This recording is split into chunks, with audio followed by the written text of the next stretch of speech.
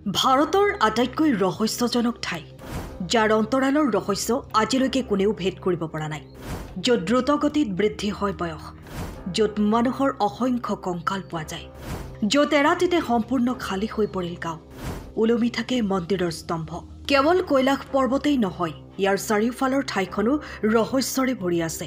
উত্তৰ মেৰুৰ পৰা ৬,৬৬৬ কিলোমিটাৰ আৰু দক্ষিণ মেৰুৰ পৰা ৬,৬৬৬ পূৰণ ২ কিলোমিটাৰ দূৰত্বত কৈলাশ পৰ্বত অৱস্থিত। এই পৰ্বতত লাভ কৰা মানুহৰ অভিজ্ঞতা অতি আচহুৱা। কোৱা হয় যে ইয়ালৈ অহাসকলৰ নখ আৰু চুলি স্বাভাৱিকতকৈ ৩ গুণ বেছি বেগেৰে বাঢ়ি যায়। উদাহৰণস্বৰূপে সাধাৰণতে আপোনাৰ নখবোৰ এসপ্তাহৰ ভিতৰতহে বাঢ়ে, কিন্তু ইয়াত ২-৩ দিনতেই বাঢ়ি বহু দীঘল হৈ যায়। মানুহেও বিশ্বাস কৰে যে ইয়াত মানুহৰ বয়সো দ্ৰুতগতিত বৃদ্ধি পাবলৈ আৰম্ভ কৰে। ইয়াৰ কোনো সুনিৰ্দিষ্ট উত্তৰ বিজ্ঞানৰ হাতত নাই।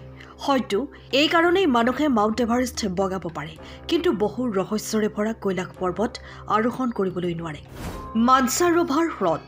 এই হ্ৰদটো শান্ত আৰু পৰিষ্কাৰ, কিন্তু ওচৰতে আন এটা বিল আছে যাৰ নাম ৰাক্ষস হ্ৰদ। ইয়াৰ পানী সাগৰৰ পানীৰ দৰে, যিটো পান কৰিব নোৱাৰি। ইয়াৰ চাৰিওফালে গছ গছনিও নাই, জীৱ জন্তুও নাই। ৰাক্ষস হ্ৰদ সদায় ঢৌ বাঢ়ি থাকে। একে জলবায়ু আৰু উচ্চতাত অৱস্থিত দুটা হ্ৰদৰ পানী কেনেকৈ ইমান বেলেগ হ'ব পাৰে, সেই কথা বিজ্ঞানে এতিয়াও বুজি পোৱা নাই। উত্তৰাখণ্ডত অৱস্থিত ৰূপকুণ্ড হ্ৰদ, ইয়াক কংকালৰ হ্ৰদ বুলিও জনা যায়। ইয়াত বহু সংখ্যক মানুহৰ কংকাল পোৱা গৈছে।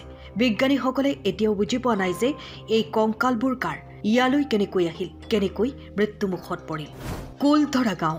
ৰাজস্থানত অৱস্থিত এই গাঁওখন এতিয়া পৰ্যটনস্থলী, কিন্তু সূৰ্যাস্তৰ পিছত তালৈ যোৱা নিষিদ্ধ। এসময়ত জনবসতিপূৰ্ণ গাঁও আছিল যদিও এৰাতিতে সম্পূৰ্ণ খালী হৈ পৰিল। আজিলৈকে তাত বসবাস কৰা মানুহবোৰ কলৈ গ'ল কোনেও জানিব পৰা নাই। গুজৰাটৰ দ্বাৰকা নগৰ। শ্ৰীকৃষ্ণ নগৰখন এতিয়াও সাগৰৰ তলত ডুব গৈছে। দ্বাৰকাৰ অৱশিষ্ট এতিয়াও সাগৰত আছে। ই সম্পূৰ্ণৰূপে ৰহস্যৰে আবৃত। মধ্যপ্ৰদেশৰ অমৰকান্তক।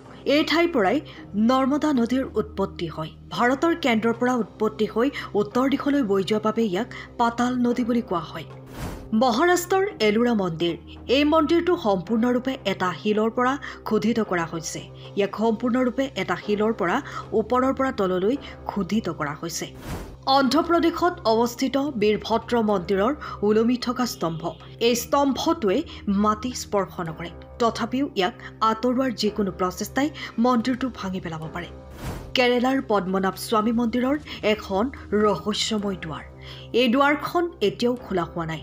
এই দুৱাৰখনত কোনো তলা বা চাবি নাই। ইয়াৰ পিছফালে সাগৰৰ ঢৌৰ শব্দ শুনা যায়, আৰু বহুতে বিশ্বাস কৰে যে ইয়াক খুলিলে ডাঙৰ দুৰ্যোগ আহিব পাৰে। যদি এই ভিডিঅ'টো ভাল লাগিল তেনেহ'লে লাইক, শ্বেয়াৰ কৰিব আৰু কমেণ্টত লিখিব জয় শ্ৰীকৃষ্ণ। আৰু এনে আমোদজনক কাহিনী পাই থাকিবলৈ আমাৰ চেনেলটো ছাবস্ক্ৰাইব কৰিব। ধন্যবাদ।